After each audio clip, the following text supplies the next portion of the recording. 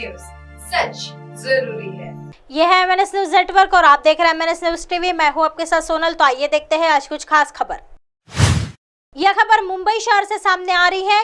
मुख्यमंत्री मेरे खिलाफ लड़ने को तैयार हुए तो इस्तीफा दे दूंगा, आदित्य ठाकरे। नोटबंदी के बाद देश की आर्थिक स्थिति पर क्या असर पड़ेगा, यह देखना बाकी है। रिजर्व बैंक को इस पर स्पष्टीकरण देना चाहिए। हमने कर्नाटक के नए मुख्यमंत्री और उप मुख्यमंत्री को शुभकामनाएं दी है। बीजेपी ने ही मौजूदा मुख्यमंत्री पर आरोप लगाया है। मंत्री सुधीर मुनगंटीवार ने कहा कि आदित्य ठाकरे को वली से इस्तीफा देकर फिर से चुनाव लड़ना चाहिए। अगर सुधीर मुनगंटीवार मेरे सामने असंवैधानिक मुख्यमंत्री रख रहे हैं तो मैं अब इस्तीफा देने को तैयार हूं। इस सरकार में सुधीर मुनगंटीवार की कोई नहीं सुनता। मुख्यमंत्री मामलों का प्रबंधन करने में असमर्थ है, भ्रम शुरू हो जाता है। मुख्यमंत्री ही अपना पद बचाना चाहते हैं। इस देशद्रोही सरकार के खिलाफ सभी राजनीतिक दल एक साथ आ गए हैं।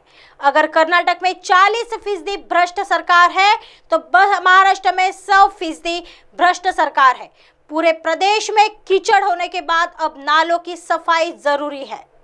आइए बढ़ते हैं अगली खबर की तरफ। यह खबर मुंबई शहर से सामने आ रही है। कांग्रेस प्रदेश अध्यक्ष नाना पटोले की प्रेस कॉन्फ्रेंस।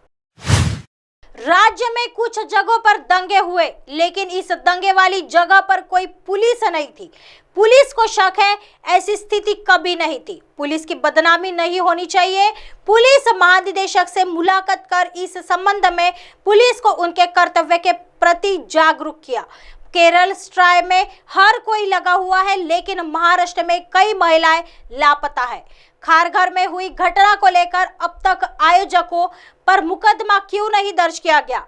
कोकण में प्रकृति को नष्ट करने का काम सरकार द्वारा लोगों को नष्ट करने के लिए किया जा रहा है। कांग्रेस की भूमिका राज्य में जातिगत और धार्मिक दंगों को होने से रोकना है।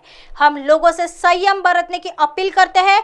जैसे ही हम देखते हैं कि हम महाराष्ट्र में हार रहे हैं, कुछ दलों ने धार्मिक दंगे शुरू कर दिए हैं। क्या समीर वानखेड़े का कोई भगवान है? अब ये क्यों कर रहे हैं कि समीर वानखेड़े पर कार्रवाई गलत है? यह मंत्री मुनगंटीवार वानखेड़े का पक्ष क्यों ले रहे हैं? आरएस में आया हुआ व्यक्ति आरएसएस मुख्यालय क्यों जाता है? क्या राज है? दाल में कुछ तो काला है, कुछ गड़बड़ है।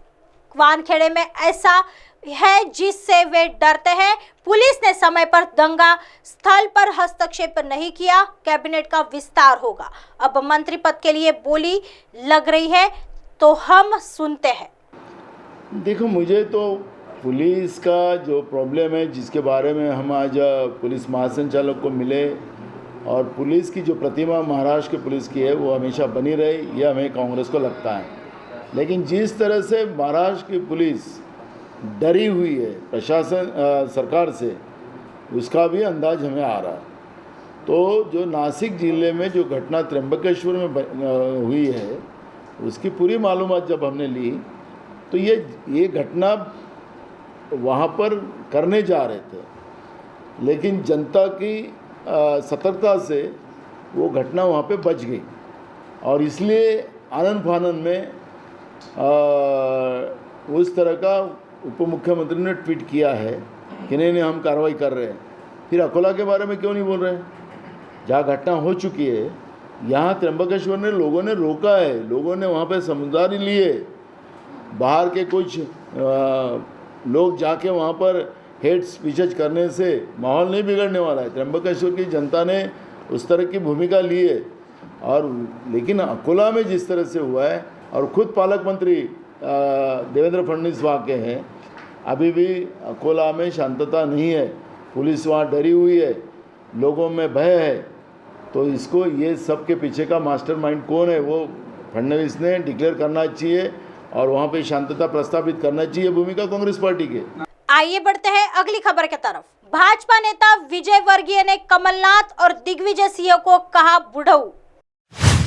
पिछले दिनों भाजपा की कार्य समिति की बैठक भोपाल के भाजपा के प्रदेश कार्यालय पर संपन्न हुई, जिसमें भाजपा के तमाम नेताओं के भाषण दिए। हमेशा चर्चा में रहने वाले विजय वर्गीय एक बार फिर सुर्खियों में आ गए।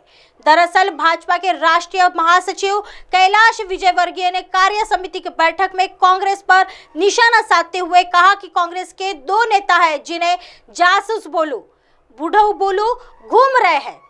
दोनों की 75 साल की उम्र है।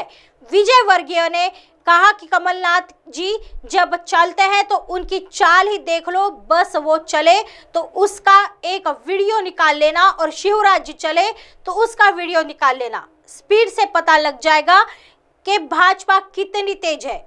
विजयवर्गीय ने कांग्रेस के दोनों पूर्व मुख्यमंत्रियों कमलनाथ और दिग्विजय सिंह को बूढ़ा बता दिया है, जिसके बाद वे एक बार फिर सुर्खियों में आ गए हैं। भाजपा नेता विजयवर्गीय के इस बयान के बाद प्रदेश में सियासत फिर से गरमाने लगी है। विजयवर्गीय के इस बयान वाले वीडियो के वायरल होते ही कांग्रेस हमलावर हो गई है। प्रदेश में इस साल के अंत में विधानसभा चुनाव होना है और दोनों पार्टियों के नेता एक दूसरे पर निशाने साधते हुए नजर आ रहे हैं। ऐसे ही दिन भर की तमाम बड़ी खबरों से आपको रूबरू कराएंगे। तब तक बने रहिए MNS न्यूज के साथ। नमस्कार।